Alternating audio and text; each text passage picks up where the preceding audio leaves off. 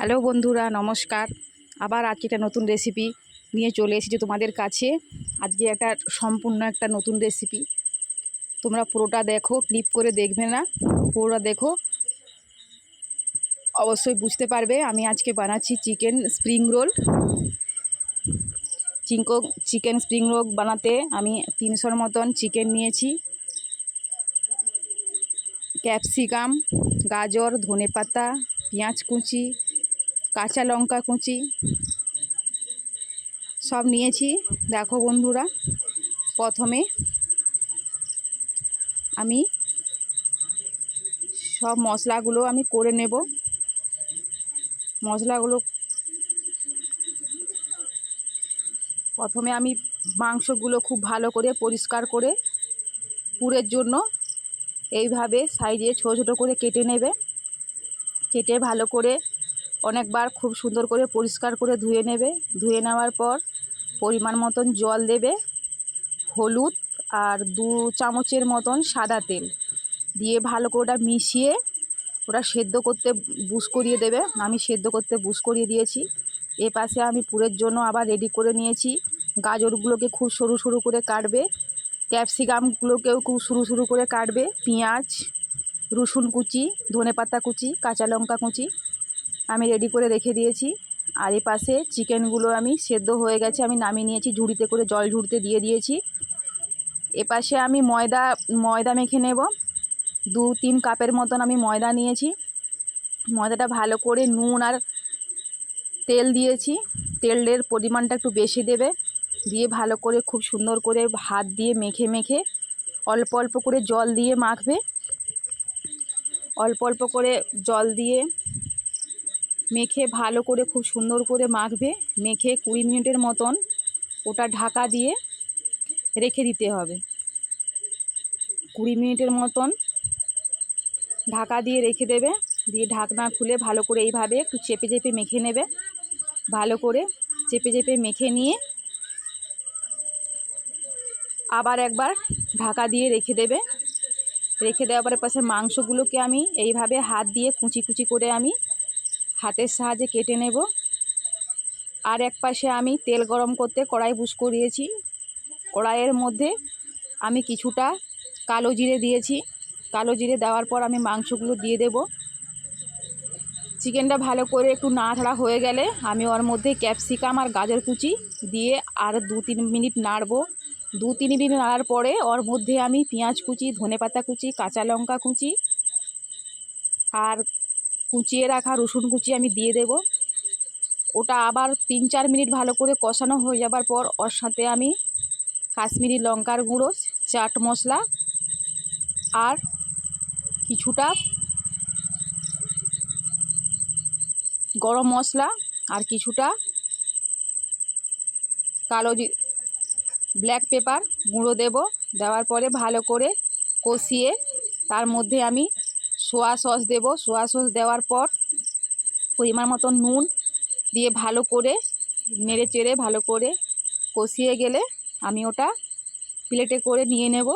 দেখো বন্ধুরা, আধ ঘন্টা পর আমি ময়দাটা নিয়ে নিয়েছি। ময়দাটা খুব সুন্দরভাবে সফট করে মাখা হয়ে গেছে। আমি এর মতো লুচির মতন করে আমি লেচিগুলো কেটে নেব। লেচিগুলো কাটা হয়ে গেছে। এর পর আমি একটা বাটার তৈরি করব, যেটা আমার কাজে লাগবে। বাটারটা তোমরা দেখতে থাকো শেষ পর্যন্ত, বাটারটা কাজে লাগবে। লুচিটা আমি এইভাবে গোল গোল করে প্রথমে বেলে নেব। দিয়ে ওর উপর থেকে আমি ভালো করে সাদা তেল মেখে নেব। সাদা তেলটা মাখা হয়ে গেলে উপর থেকে আমি ময়দা গুঁড়ি অ্যাড করব। ময়দা গুঁড়িটা একটু ভালো করে অ্যাড করবে। দিয়ে ডবল করে চাপিয়ে একটার উপরে একটা চাপিয়ে আমি রুটিটা বেলে নেব। পাতলা করে, যতটা পারবে ততটা পাতলা করে বেলবে। তোমরা চাইলে এটাকে স্টোর করে রাখতে পারো ফ্রিজের মধ্যে। যখন মনে হবে তখন এইভাবে বানিয়ে খেতে পারবে। বাচ্চাদের টিফিনে এইভাবে বানিয়ে দেবে, বাচ্চারা খুব খুশি হয়ে যাবে। টিফিন খালি করে স্কুল থেকে বাড়ি চলে আসবে। এইভাবে দেখো খুব পাতলা, একদম পুরো এদিক থেকে সেদিক পুরো দেখা যাচ্ছে, পাতলা পাতলা করে আমি বেলে নিয়েছি। দেখো বেশি ভাজবে না, অল্প করে ভাজবে, এক পিঠ দু পিঠ এপিঠ ওপিঠ করে মোটামুটি হয়ে গেলে নামিয়ে নেবে। দিয়ে অটোমেটিক এমনি হাত দিয়ে এমনি তোলা হয়ে যাবে। দিয়ে পরের আমি আরও 4টে বেলে নেব। তোমরা চাইলে এইভাবে যতটা দিতে পারবে দিয়ে দেবে, 4টা 5টা 8টা এরকমভাবে দিয়ে দেবে। সব রুটিগুলো একে একে করে উঠে যাবে, কোনো সমস্যা হবে না। কোনো আত্মীয় স্বজন এলে ছটপটা যদি কোনো ভিজে মাংস থেকে থাকে তাহলে এইভাবে তোমরা আত্মীয়দেরকে খাইয়ে দেবে, ওরা খুব প্রশংসা করবে। খুব ভালো একটা রেসিপি চিকেন স্প্রিং রোল, যেমন খেতে সুন্দর তেমন দেখতেও সুন্দর রেসিপিটা। দেখতে দেখতে বন্ধুরা আমার চ্যানেলটা সাবস্ক্রাইবার করে দেবে, ভালো লাগলে লাইক কমেন্ট শেয়ার করবে, যাতে আমি নতুন নতুন ভিডিও আপলোড করতে পারি তোমাদের কাছে। তোমরা উৎসাহ দিলে আমি আরও ভালো ভালো রেসিপি তোমাদের কাছে হাজির করতে পারি। দেখো বন্ধুরা, এরপর আমি 4টে এইভাবে একে একে নিয়েছি, পুরো পাতলা করে বেলেছি। দিয়ে আমি সেঁকে নেব খুব ভালো করে, এগুলো এদিক ওদিক করে সেঁকে নিয়ে দেখো একে একে খুব সুন্দর ছেড়ে যাচ্ছে, পুরো একদম পাতলা পাতলা। বেশি মোটা করবে না, মোটা করলে চটপটা হবে না। এইভাবে তোমরা সব নিয়ে নেবে। এরপরে আমি ওর মধ্যে পুরটা দিয়ে দেব, একটু বেশি করে পুর দেবে। পুরটা দিয়ে আমি যে বাটারটা তৈরি করে রেখেছিলাম ওই বাটারটা পুরো রুটির 4 সাইডে দিয়ে দেবে এইভাবে, যাতে আমার রুটিটা খুলে না যায়। দিয়ে এইভাবে রোল করে নেবে, রোলের মতন করে নেবে। দেখো কত সুন্দর হয়ে গেছে, কোনো দিক থেকে খুলছে না। এইভাবে আমি সব রুটিগুলো এইভাবে পুর দিয়ে আমি রোল করে নেব। দেখতে থাকো বন্ধুরা।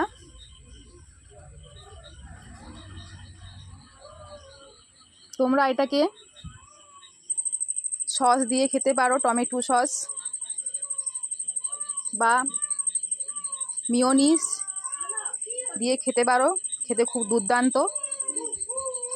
এরপরে দেখো বন্ধুরা, তেলটা প্রথমে খুব ভালো করে একটু গরম করে নেবে। গরম করে নেওয়ার পর একে একে যতটা তোমাদের কড়াতে যতটা ধরবে ততটা এইভাবে তুমি দিয়ে দেবে। 3টে 4টে যতটা পারো দিয়ে দেবে। আমি কড়াইতে 4টে দিয়েছি। দিয়ে এদিক ওদিক হাফ হয়ে যাবার পর গ্যাসটা লো ফ্লেমে করে দেবে, তাদের পুরো লাল হওয়ার সম্ভাবনাটা কম থাকে। এইভাবে দেখো বন্ধুরা সব ভেজে নেব। সব রোলগুলো এইভাবে ভেজে নিয়ে তুলে নেব। দেখো বন্ধুরা আমার সবগুলো ভাজা হয়ে গেছে। এরপর আমি একটা প্লেটে করে তুলে নিয়েছি। আমি কলা পাতায় সার্ভ করেছি। তোমরা এইভাবে মিয়োনিজ আর সস দিয়ে খেও, খুব দারুণ খেতে, খুব দারুণ টেস্টি একটা রেসিপি। দেখো আমি ভেঙে দেখাচ্ছি তোমাদেরকে একটা, পুরো একদম চটপটা হয়েছে, কুরকুরে হয়েছে, খুব দারুণ খেতে টেস্টি। এটা খেয়ে দেখি কেমন হয়েছে। তোমরা এভাবে বাড়িতে বানিয়ে খেও, ভালো লাগবে খেতে। ভালো লাগলে লাইক কমেন্ট শেয়ার করবে। সবাই ভালো থাকবে। থ্যাংক ইউ বন্ধুরা।